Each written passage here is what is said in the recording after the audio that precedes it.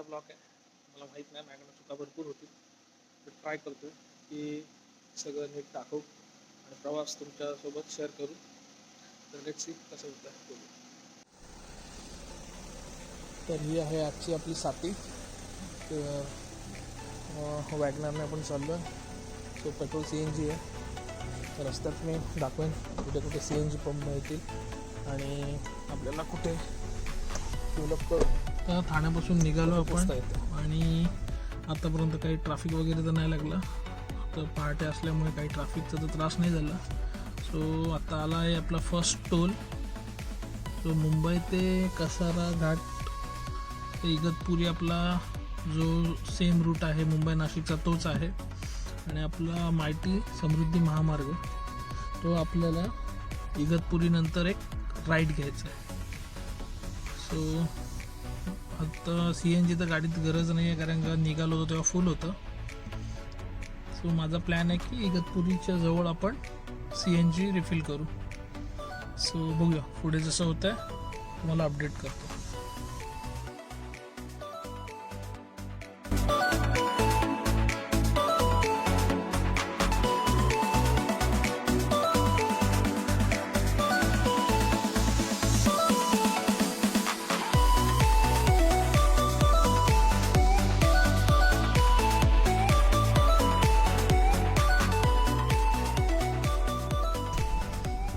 तर नमस्कार मित्रांनो, परत एकदा आपण भेटतोय.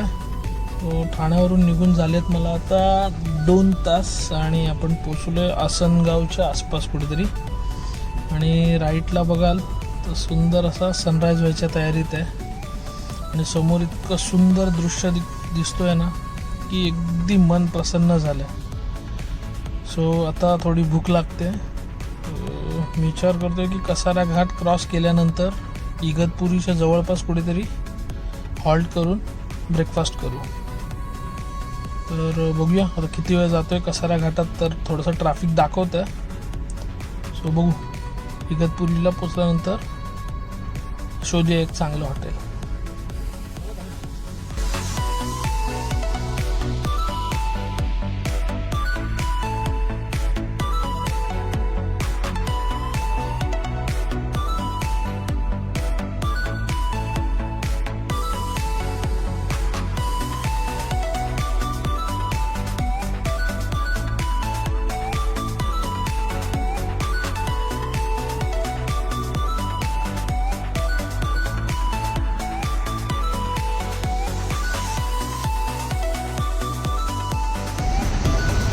कसारा घाट सुरू झाला आहे आणि कसारा घाटात खूप आपण ट्रॅफिकमध्ये अडकलो. इतक्या हळूहळू गाड्या चालल्या आहेत तरी पोचायचं आपण. बघूया हा आता ट्रॅफिक जरा कवर करतो. बघूया आता किती वेळ लागतो ह्याच्यात.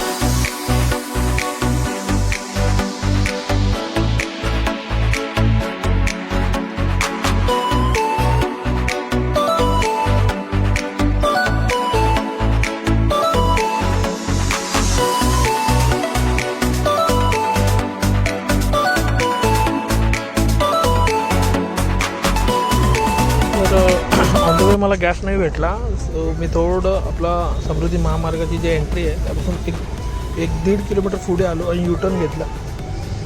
सो एक इथे मला पेट्रोल पंप भेटला. इथे CNG आहे अवेलेबल. सो आता इथे मी CNG फुल करेन आणि पेट्रोल पण फुल करेन कारण का मला माहीत नाही एक्सप्रेस हायवेवर मला CNG भेटेल की नाही. आणि परत पेट्रोल पंपची किती अवेबिलिटी आहे मला माहीत नाही. सो इट्स बेटर की मी आताच फ्यूल पण भरून घेऊ.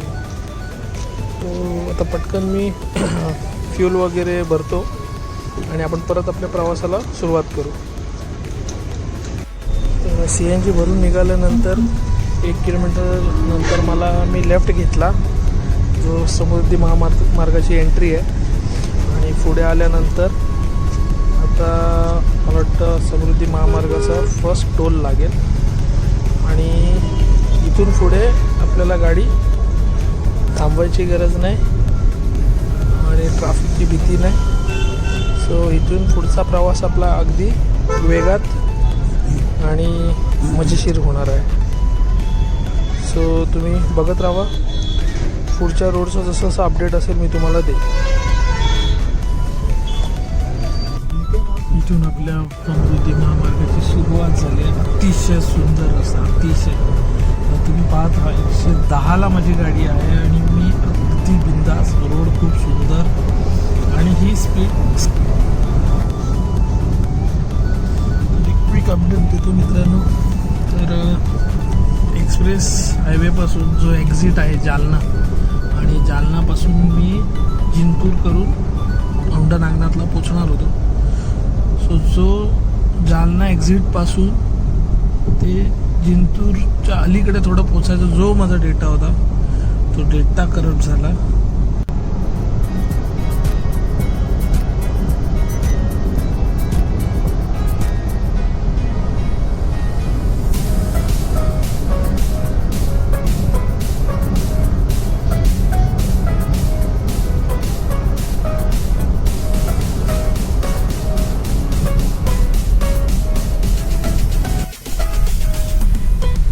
आपण आता औंढा नागनाथच्या अगदी जवळ पोचलेलो आहे. सो मला वाटतं की आता इथून 1-2-3 किलोमीटर असेल. आता इथून मला गुगल मॅप्सवर मी चेक केलं, इथून आता लेफ्ट दाखवत आहे आणि हा लेफ्ट घेतल्यानंतर 2 ते 3 किलोमीटरवर औंढा नागनाथ आपण डेस्टिनेशनवर पोचतो आहे असं मॅपवर दिसतोय. सो बघूया, तर पोचल्यानंतर मी तुम्हाला अपडेट देतो.